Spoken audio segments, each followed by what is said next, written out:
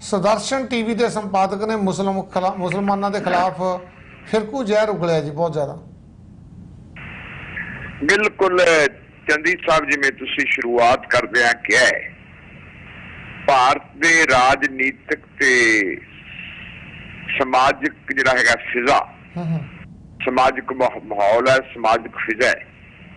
ਇਹਦੇ ਵਿੱਚ ਇੰਨਾ ਜ਼ਹਿਰ ਘੋਲਿਆ ਜਾ ਚੁੱਕਾ ਹੈ ਕਿ ਹੁਣ ਇਹਦਾ ਇਲਾਜ ਕੋਈ ਛੇਤੀ ਕੀਤੇ ਹੁੰਦਾ ਦਿਖਦਾ ਨਹੀਂ ਜੀ। ਟਾਰਗੇਟ ਕੱਲਾ ਮੁਸਲਮਾਨਾਂ ਨੂੰ ਨਹੀਂ ਕੀਤਾ ਜਾ ਰਿਹਾ, ਮੁਸਲਮਾਨਾਂ ਤੋਂ ਬਾਅਦ ਜਿਨ੍ਹਾਂ ਨੂੰ ਟਾਰਗੇਟ ਕਰਨਾ ਹੈ ਅਸਲ ਦੇ ਵਿੱਚ ਇਹ ਉਹਨਾਂ ਲਈ ਇੱਕ ਵਾਰਨਿੰਗ ਹੈ ਕਿ ਹੁਣ ਵਾਰੀ ਤੁਹਾਡੀ ਆਉਣ ਵਾਲੀ ਹੈ ਜੀ। ਉਹਦੇ ਵਿੱਚ ਘੱਟ ਗਿਣਤੀ ਭਾਈਚਾਰਾ ਸਿੱਖ ਦੀ ਵੀ ਆਉਣ ਵਾਲੀ ਹੈ ਔਰ ਨਾਲ ਦੀ ਨਾਲ ਹੀ ਜਿਹੜੇ ਦਲਿਤ ਗਰੀਬ ਭਰਾ ਹੈ ਸਾਡੇ ਉਹਨਾਂ ਦੀ ਵਾਰੀ ਵੀ ਆਉਣ ਵਾਲੀ ਹੈ ਜੀ।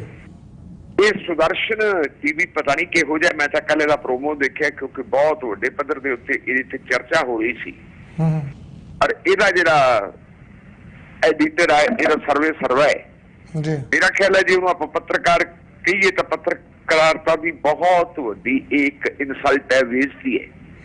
ਵਕਾਰ ਨੂੰ ਢਾਹ ਲਾਉਣ ਵਾਲੀ ਗੱਲ ਹੈ। ਬੰਦੇ ਦਾ ਨਾਂ ਹੈ ਸੁਰੇਸ਼ ਚੌਹਾਨ ਕੇ ਐਡੀਟਰ ਹੈ, ਪ੍ਰੋਮੋ ਇਹਨੇ ਆਪਣਾ ਪਾ ਦਿੱਤਾ। शुक्रवार तो कहता मैं एक प्रोग्राम अज शाम तो एक प्रोग्राम शुरू करना अपने टीवी चैनल पे उस प्रोग्राम दे विच जिहड़ा इहने विशा लैके आ रहा है वो विशा बड़ा घातक है। किसी जमाने दे विच तुसीं देखिया होना ये हुंदा सी कि जे मुसलमान मुंडे दे नाल हिंदू कुड़ी विआह कर लवे तां ओहनूं लव जिहाद कहा जांदा सी जी। हालांकि हकीकत यह है कि भारतीय जनता पार्टी के कई वड्डे आगूआं और RSS के कई वड्डे लीडरां दीयां धीआं जिहड़ियां उन्होंने मुसलमानां दे नाल विआह करवाया होया जी और मुसलमानां नूं बड़ा मान सत्कार दिता उन्हां लीडरां ने। उन्हां विचों कुछ एक तां धू बनाए हुए है भारतीय जनता पार्टी ते RSS दे जिहड़े मुसलमान चेहरा दे रूप दे विच उन्हां दी फिरकू पॉलिटिक्स है, उस फिरकू पॉलिटिक्स दी वडियाई करदे है, उहनूं पट्ठे पाउंदे है जी। इन्हें चौहान के ने जी गल की है इस जहाज का नाम रखा इन्हें नौकरशाही जहाज। पिछले समय देखा होना है कि जिहड़ियां सिविल सर्विसेज है यूनियन पब्लिक सर्विस कमीशन के जरिए जिहड़े इम्तिहान होंदे है उन्हां इम्तिहानां दे विच घट गिनतियां पछड़े गरीब गुरबे लोग जिहड़े है काफी तादाद में आ रहे हैं, वो बच्चे अगे आ रहे हैं जिहड़े मेहनत करते हैं। आम ही असीं अखबारां दे विच देखदे कि रिक्शे वाले दी धी IAS बन गई, कोची दा मुंडा जिहड़ा IPS बन गया, चाह वाले दा मुंडा जिहड़ा है IFS बन गया। ये खबरां असीं पिछले समय च देखदे आए हैं। तुसीं भी देखिया होना कि जो नागरिकता कानून के खिलाफ मूवमेंट चली है उस वेले जिहड़े हिंदू फिरका परस्त सी इन्हां ने घट गिनती भाईचारे नूं तां निशाना बनाया ही बनाया, नाल उन्हां संस्थावां नूं भी निशाना बनाया जिहड़ियां संस्थावां दा एक बड़ा वड्डा मान सत्कार है।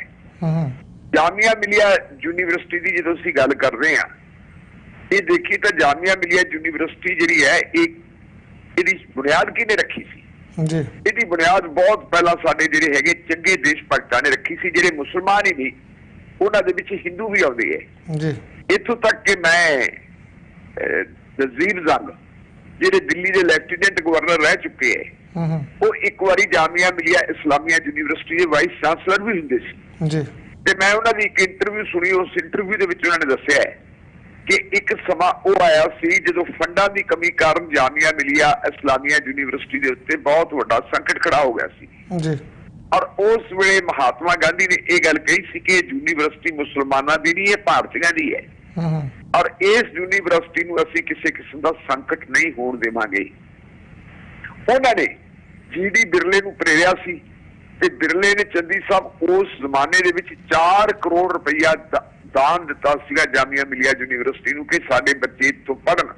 वो हिंदू है मुसलमान है सिख है कुछ भी हो वो इत्थों जे पढ़न तो साडी एक चंगी कौम का निर्माण होगा, इत्थों चंगे लोग आउण। इन्हां ने की कीता सी कि जदों नागरिकता कानून के खिलाफ मूवमेंट चलदी सी, शाहीन बाग वर्गे मोर्चे लगे हुए सी, उस वेले बगैर कोई वार्निंग दित्तिया पुलिस धाड़ा भेज के अटैक किया गया सी जामिया मिलिया यूनीवर्सिटी दे ते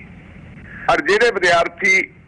अपनी लाइब्रेरी ਦੇ ਵਿੱਚ ਬੈਠ ਕੇ ਪੜ੍ਹਾਈ ਕਰਦੇ ਸੀ ਕੁੜੀਆਂ ਤੇ ਮੁੰਡੇ ਉਹਨਾਂ ਨੂੰ ਬਹੁਤ ਬੁਰੀ ਤਰ੍ਹਾਂ ਕਟਾਪਾ ਚੜਿਆ ਗਿਆ ਸੀ ਜੀ ਇੱਥੋਂ ਤੱਕ ਕਿ ਗੋਲੀ ਵੀ ਚਲਾਈ ਗਈ ਸੀ ਤੇ ਇੱਕ ਵਿਦਿਆਰਥੀ ਜ਼ਖਮੀ ਹੋ ਗਿਆ ਸੀ ਬਿਲਕੁਲ ਸਾਡੀ ਪੁਲਿਸ ਨੇ ਜਿਹੜਾ ਹੈਗਾ ਚਿੱਟਾ ਝੂਠ ਬੋਲਿਆ ਕਿ ਅਸੀਂ ਤਾਂ ਗੋਲੀ ਨਹੀਂ ਚਲਾਈ ਤੇ ਜਦੋਂ ਸਫਦਰਜੰਗ ਹਸਪਤਾਲ ਦੇ ਵਿੱਚ ਪਿਆ ਉਹ ਮੁੰਡੇ ਦੀ ਜਿਹੜੀ ਇਹ ਵੀਡੀਓ ਵਾਇਰਲ ਹੋ ਗਈ ਜਿਹੜੀ ਕਿਸੇ ਮੀਡੀਆ ਚੈਨਲ ਵਾਲਿਆਂ ਨੇ ਬਣਾਈ ਸੀ ਤੇ ਫਿਰ ਗੱਲ ਮੰਨ ਲਈ ਕਿ ਹਾਂ ਅਸੀਂ ਸਾਰਾ ਕੁਝ ਇਹ ਕੀਤਾ ਹੈ ਸਾਥੋਂ ਹੋਇਆ ਫਿਰ ਇੱਕ ਨਹੀਂ ਦੋ ਨਹੀਂ ਤਿੰਨ ਨਹੀਂ ਕਈ ਘਟਨਾਵਾਂ ਤੁਸੀਂ ਦੇਖੀਆਂ ਹੋਣੀਆਂ ਜਦੋਂ ਸ਼ਰੇਆਮ ਦਿੱਲੀ ਦੀਆਂ ਸੜਕਾਂ ਦੇ ਉੱਤੇ ਪਿਸਤੌਲ ਲੈ ਕੇ ਘੁੰਮ ਰਹੇ ਹਿੰਦੂ ਫਿਰਕਾ ਪ੍ਰਸਤ ਮੁੰਡਿਆਂ ਨੇ ਯੂਨੀਵਰਸਿਟੀ ਦੇ ਵਿਦਿਆਰਥੀਆਂ ਦੇ ਉੱਤੇ ਗੋਲੀਆਂ ਚਲਾਈਆਂ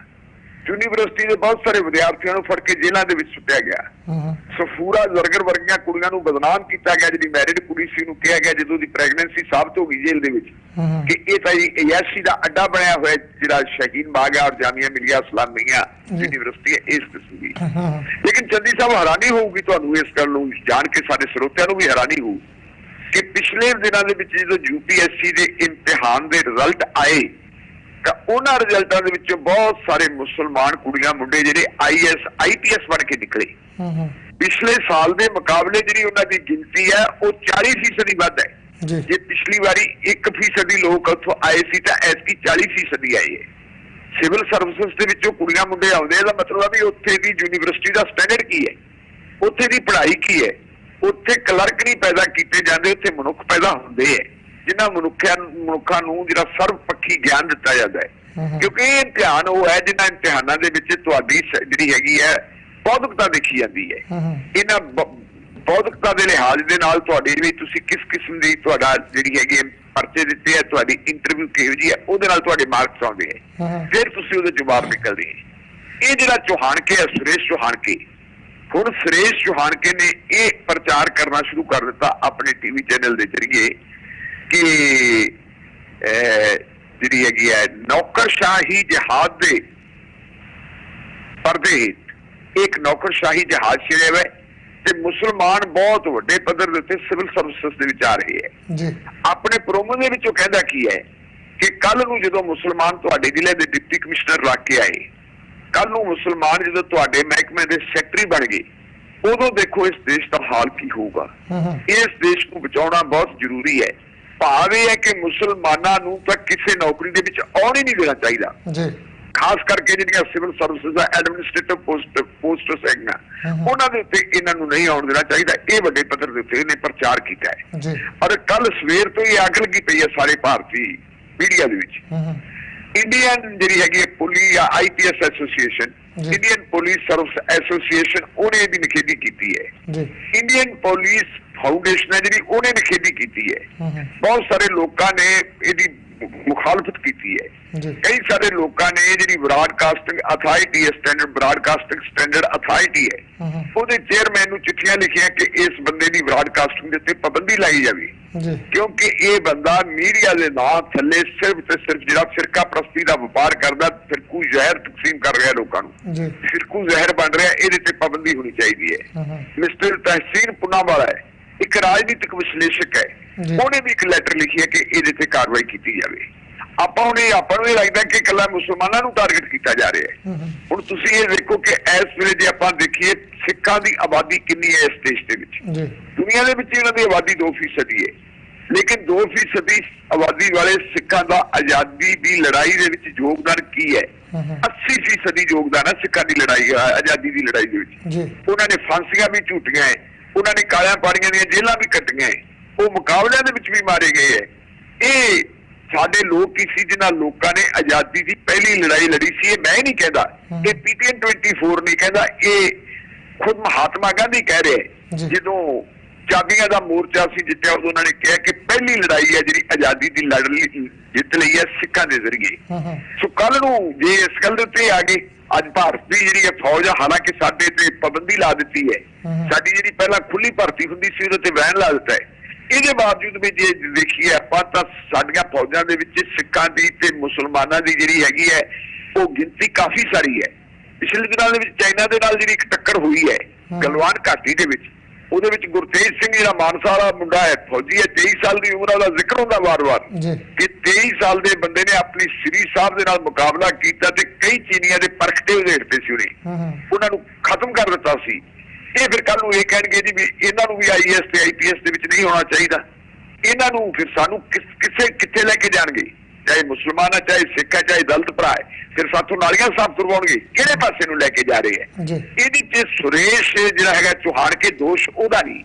ਸਗੋਂ ਦੋਸ਼ ਉਸ ਵਿਚਾਰਧਾਰਾ ਦਾ ਜਿਸ ਵਿਚਾਰਧਾਰਾ ਦੇ ਜ਼ਰੀਏ ਇਹ ਪ੍ਰਚਾਰ ਪ੍ਰਸਾਰ ਕੀਤਾ ਜਾ ਰਿਹਾ ਹੈ। ਹਰ ਗੱਲ ਦੇ ਉੱਤੇ ਸਾਡੇ ਪ੍ਰਧਾਨ ਮੰਤਰੀ ਸਾਹਿਬ, ਸਾਡੇ ਵਿੱਤ ਮੰਤਰੀ ਸਾਹਿਬ, ਸਾਡੇ ਗ੍ਰਹਿ ਮੰਤਰੀ ਸਾਹਿਬ ਬੋਲਦੇ ਹੈ,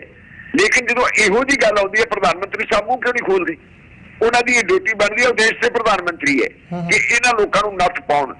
ਲਗਭਗ 24 ਘੰਟੇ ਬੀਤ ਚੁੱਕੇ ਬਕਵਾਸ ਬਾਣੀ ਕੀਤੀ ਨੂੰ, ਪਰ ਇਸ ਬਕਵਾਸ ਬਾਣੀ ਦੇ ਉੱਤੇ ਭਾਰਤੀ ਜਨਤਾ ਪਾਰਟੀ ਜਾਂ ਕਿਸੇ ਵੀ ਹਿੰਦੂ ਲੀਡਰ ਦਾ ਅਜੇ ਤੱਕ ਇੱਕ ਬਿਆਨ ਨਹੀਂ ਆਇਆ। ਜੇ ਤਿਲ ਮਿਲਾ ਰਹੇ ਹੈ, ਜੇ ਰੋ ਪਿੱਟ ਰਹੇ ਹੈ, ਜੇ ਖੂਨ ਖੋਲ ਰਿਹਾ ਹੈ, ਤਾਂ ਉਹ ਸਿਰਫ ਤੇ ਸਿਰਫ ਘੱਟ ਗਿਣਤੀਆਂ ਦਾ ਖੋਲ ਰਿਹਾ ਜਾਂ ਉਹਨਾਂ ਬੁੱਧੀਜੀਵੀਆਂ ਦਾ ਖੋਲ ਰਿਹਾ ਹੈ ਜਿਹੜੇ ਬੁੱਧੀਜੀਵੀ ਇਹ ਚਾਹੁੰਦੇ ਕਿ ਭਾਰਤ ਨੂੰ ਭਾਰਤ ਰਹਿਣ ਦੇ, ਉਹਨੂੰ ਹਿੰਦੂ ਰਾਸ਼ਟਰ ਨਾ ਬਣਾਓ।